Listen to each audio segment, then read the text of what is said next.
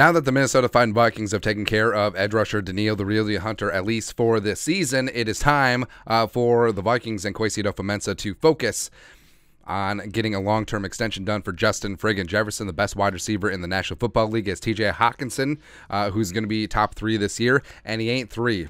Soon to be tight end 1 in this league. And Justin Jefferson and Hockenson and Christian Darrisaw, the left tackle, who's going to have a phenomenal year and get paid next offseason.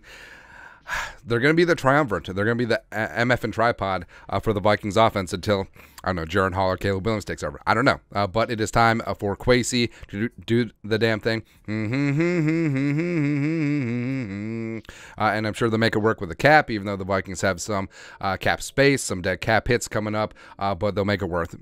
It'll be perfectly fine, man. And with Justin friggin' Jefferson, I mean, we already know. We already know that JJ deserves to be the highest paid receiver in the National Football League. The spot Rex estimated 28.7, which would make him wide receiver 2 behind Tyreek Hill. No, that's not going to happen. And here's the thing. The longer the Vikings wait, say JJ has another phenomenal season, it's going to cost more. And with Hockenson, I do think that, especially with the Evan Ingram type deals floating around, the $14.5, $15 million per year is about where we're talking about. And that's where Spot Rack has the Pride of Iowa right now. And with JJ, so it's obvious that Jefferson wants a new deal, but like we said, it's never struck me all about the money with JJ. Now, certainly money is important, but it's about the game. It's about legacy. It's about putting in that work, and that's exactly what he's been doing. He's been showing up and showing off at training camp in the gold shoes, putting on a show for the fans on Saturday. It's fantastic to see. And JJ, like, we don't even need to talk about it. Like, Jefferson is the best wide receiver in the game. He's getting even better, and he's smashing and dashing all of these records, and we're potentially watching. Again, it's early after 3 seasons, but when it's all said and done, 10, 15, 20 years from now, will JJ be regarded as the GOAT over guys like Randy Moss, over guys like Jerry Rice? I mean, it's possible, man. It is. And the receivers' contracts, like we said, Tyreek leading the way at $30 million per year. I do think that JJ will easily surpass that, but the question will be how much. And with Jefferson, like we said, if he turns into MVP adjacent type season again, and if he's offensive player of the year adjacent again, I mean, that could be $40 million per year, and in the running for the highest paid non-quarterback in NFL history.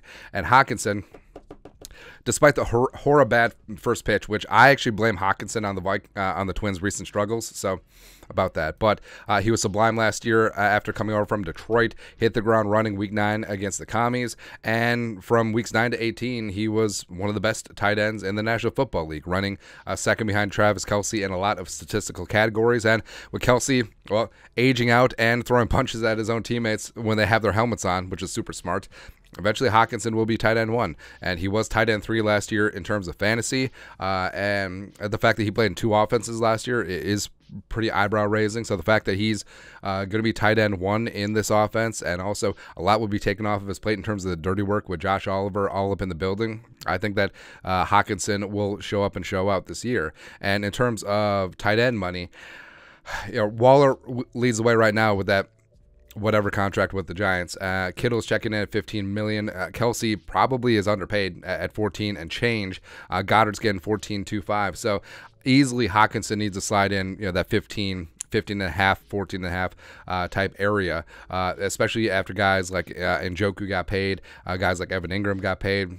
So we'll just go there from there. But like I said, Jefferson as well as Hockenson as well as Darrisaw and potential quarterback TBD, like that's going to be the 4 tent poles for the Vikings offense going forward. So Kwesi, get it done, man. That's right. But your thoughts are thoughts.